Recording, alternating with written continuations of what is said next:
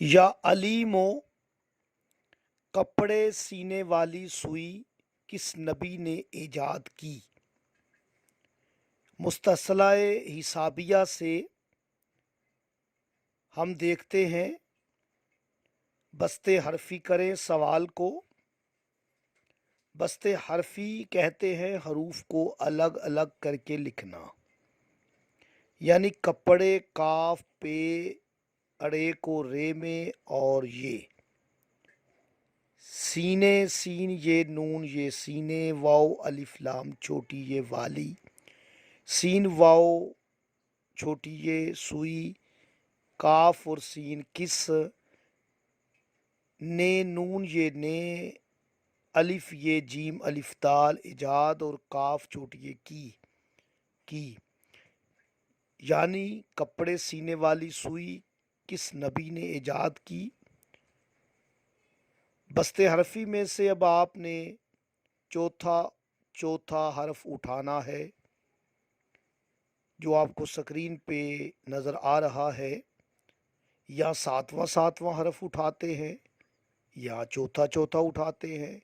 اس کے بعد جو مستصلہ جفر حل کروں گا وہ ساتواں حرف اٹھاؤں گا، لیکن اس میں آپ اگر جواب کو جامع اور مختصر چاہتے ہیں تو چوتھا حرف اٹھائیں، اگر تفصیلاً جواب چاہتے ہیں تو آپ ساتواں حرف اٹھا لیں۔ یہ جواب کی وسعت پر ہے، چوتھا حرف اٹھانا ہے کہ ساتواں اٹھانا ہے، دونوں پر جواب ٹھیک آئے گا۔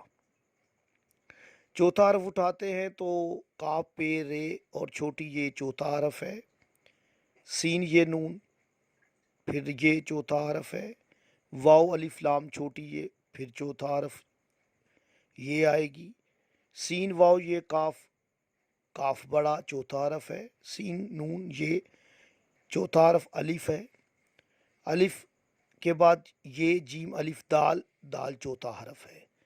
سطر اساس آپ دیکھ لیں تو یہ آپ کے سامنے حروف آتے ہیں۔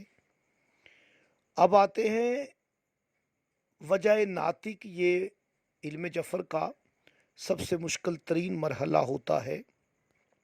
یہاں آپ کی ریاضت ہے، آپ کی محنت ہے اور لغت کا مطالعہ ہے۔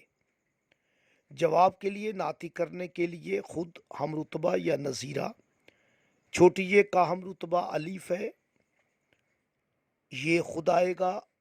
تیسرا یہ جو ہے یہ غیر ناطق ہے، کاف بڑا ہم رتبہ رے ہے، اس کا الف کا نظیرہ سین ہے، اور دال خود آئے گا۔